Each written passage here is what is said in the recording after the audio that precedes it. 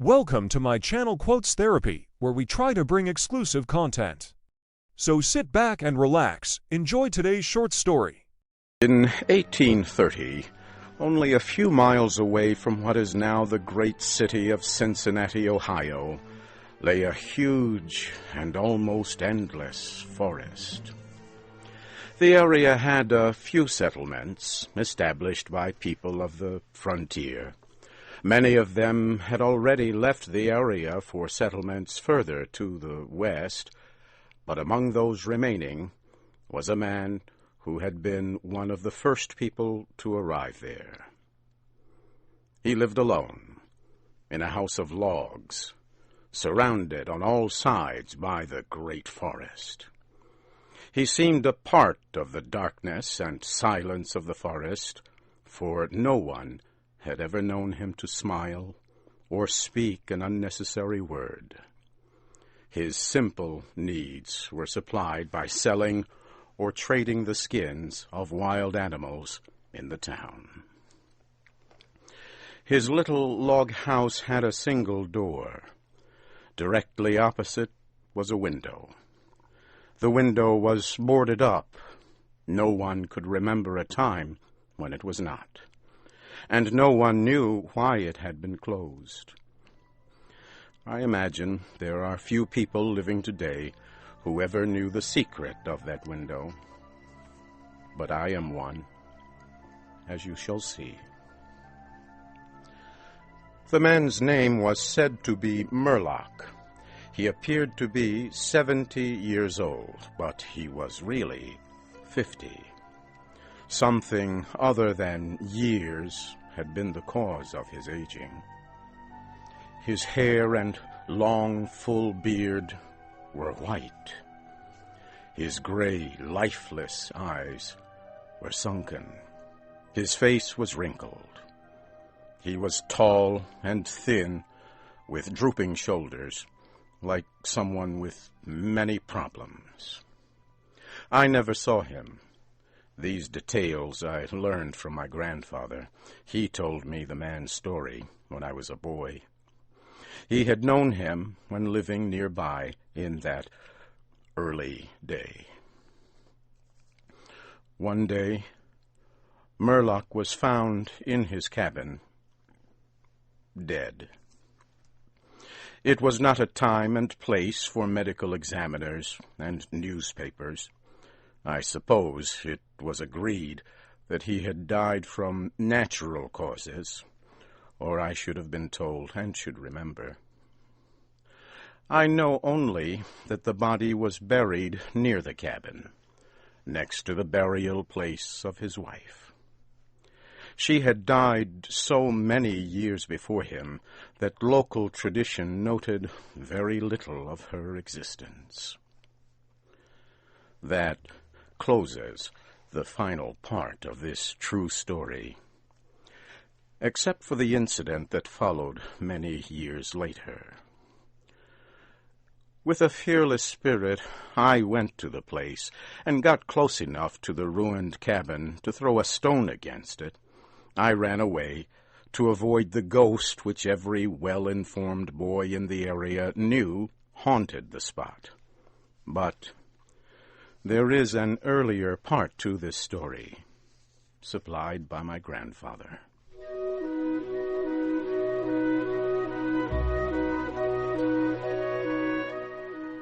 When Murlock built his cabin, he was young, strong, and full of hope. He began the hard work of creating a farm. He kept a gun, a rifle, for hunting to support himself. He had married a young woman in all ways worthy of his honest love and loyalty. She shared the dangers of life with a willing spirit and a light heart. There is no known record of her name or details about her. They loved each other and were happy.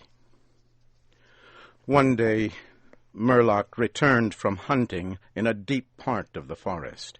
He found his wife sick with fever and confusion. There was no doctor or neighbor within miles. She was in no condition to be left alone while he went to find help. So Murlock tried to take care of his wife and return her to good health.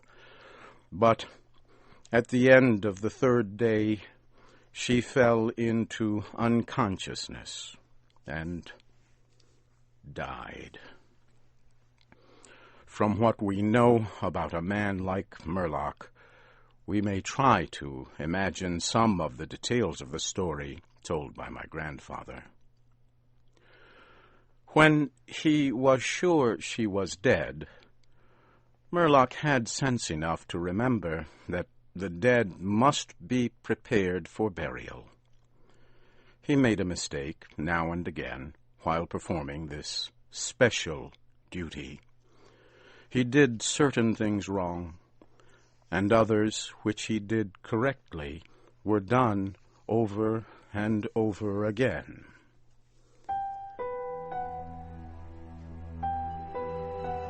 He was surprised that he did not cry, surprised and a little ashamed. Surely it is unkind not to cry for the dead. "Tomorrow," he said out loud, "I shall have to make the coffin and dig the grave, and then I shall miss her when she is no longer in sight. But now, she is dead, of course. But it is all right. It must be all right somehow. Things cannot be as bad as they seem." He stood over the body of his wife in the disappearing light. He fixed the hair and made finishing touches to the rest. He did all of this without thinking, but with care. And still through his mind ran a feeling that all was right, that he should have her again as before, and everything would be explained.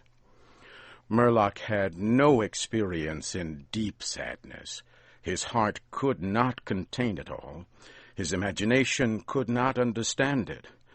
He did not know he was so hard struck. That knowledge would come later and never leave. Deep sadness is an artist of powers that affects people in different ways.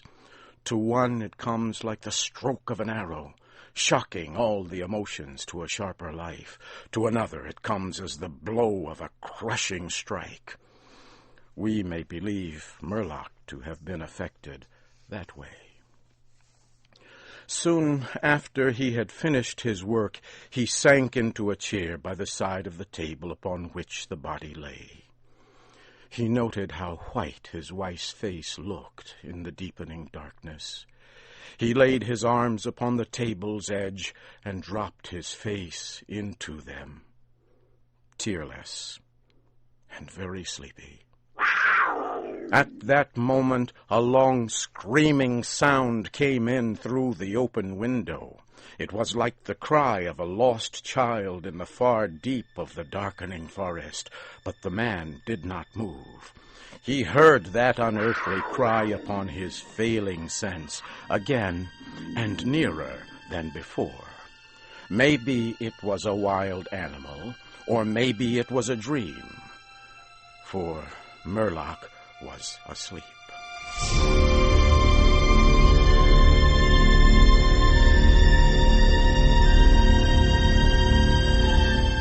Some hours later, he awoke, lifted his head from his arms, and listened closely.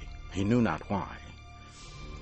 There, in the black darkness by the side of the body, he remembered everything without a shock. He strained his eyes to see he knew not what.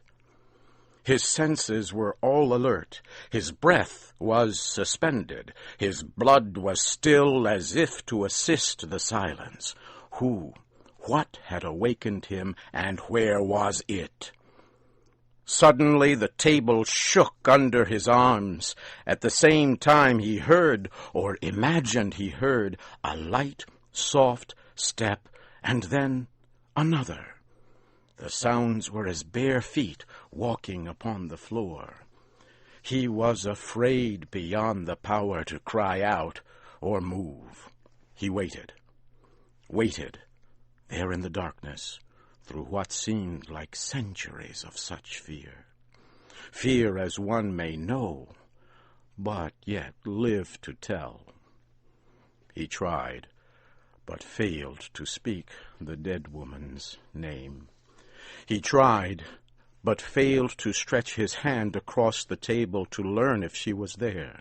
His throat was powerless. His arms and hands were like lead.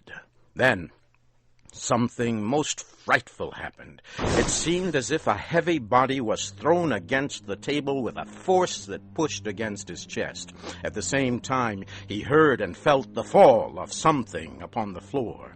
It was so violent a crash that the whole house shook. A fight followed, and a confusion of sounds impossible to describe. Murlock had risen to his feet. Extreme fear had caused him to lose control of his senses. He threw his hands upon the table. Nothing was there. There is a point at which fear may turn to insanity, and insanity incites to action. With no definite plan, and acting like a madman, Murlock ran quickly to the wall. He seized his loaded rifle, and without aim, fired it. The flash from the rifle hit the room with a clear brightness. He saw a huge, fierce panther dragging the dead woman toward the window. The wild animal's teeth were fixed on her throat. Then there was darkness, blacker than before, and silence.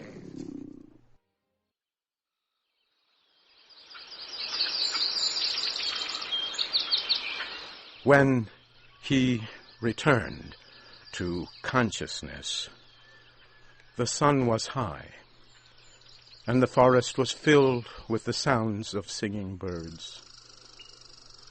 The body lay near the window, where the animal had left it when frightened away by the light and sound of the rifle. The clothing was ruined. The long hair was in disorder. The arms and legs lay in a careless way, and a pool of blood flowed from the horribly torn throat. The ribbon he had used to tie the wrists was broken. The hands were tightly closed, and between the teeth was a piece of the animal's ear. If you have stayed till now, I must thank you for your support, and don't forget to subscribe the channel.